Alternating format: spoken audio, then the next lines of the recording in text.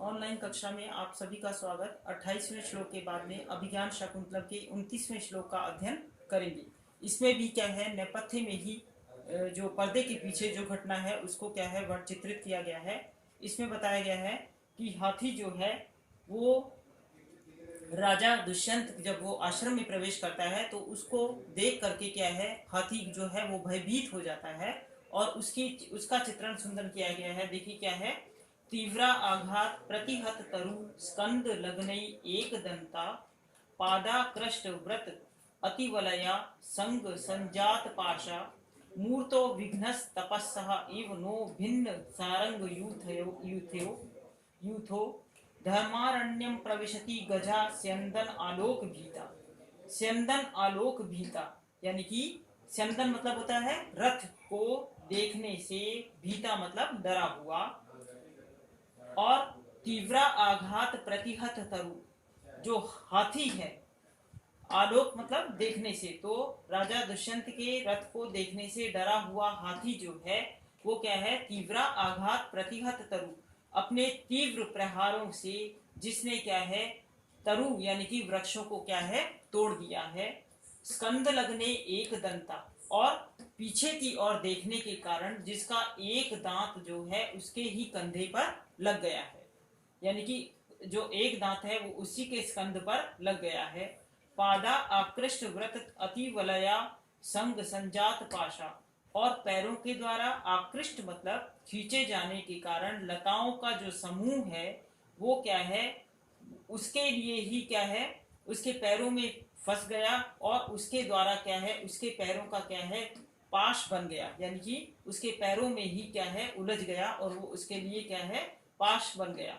मूर्तो विघ्नस तपसा इव नो भिन्न सारंग यूथा और उस हाथी के द्वारा जो भिन्न सारंग यूथा मतलब हिरणों का जो समूह है वो क्या है इधर उधर हो गया।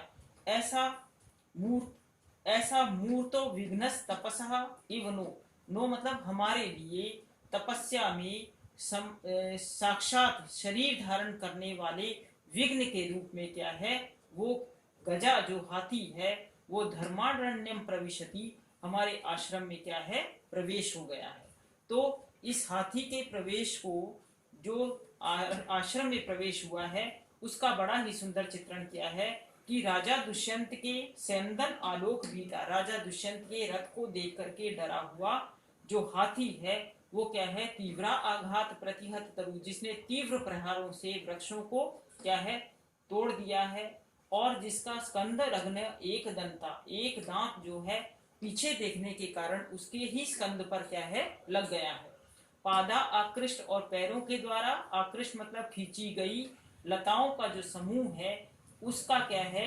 उसमें फंसने के कारण जो है वो उसके क्या है जाल बन गया है, उसके पैरों में क्या है वो जाल बन गया है। और जो भिन्न सारंग यूथा और जो हाथी जो है जिसने क्या है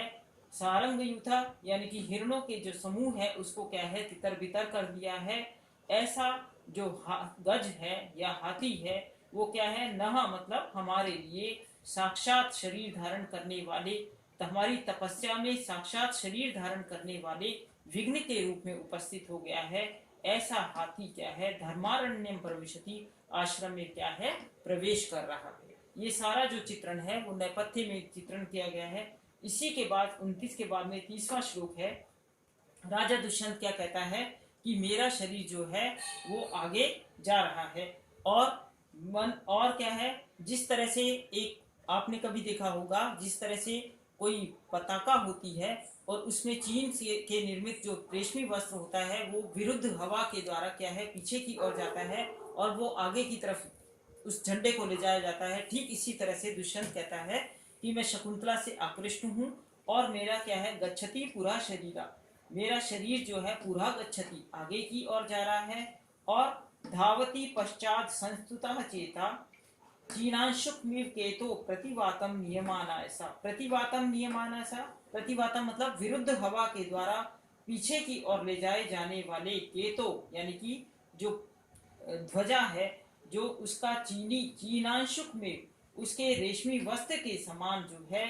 मेरा जो संतुता चेता, मेरा जो अपरिचित चित्त है, यानी कि जो अपरिचित चित्त है वो पश्चात धावती, उस शकुंतला के पीछे दौड़ रहा है। शरीरम पूरा गच्छति, मेरा शरीर क्या है, आगे जा रहा है। और जो प्रतिवातम नियमाना, ऐसा जैसे विरुद्ध हवा के द्वारा पीछे की ओर ले जाए जाने वाले ध्वजा के चीनांशुकमिव, चीन रेशमी वस्त्र के समान मेरा क्या है, असंतुतः चेता, अपरिचित जो मन है वो क्या है,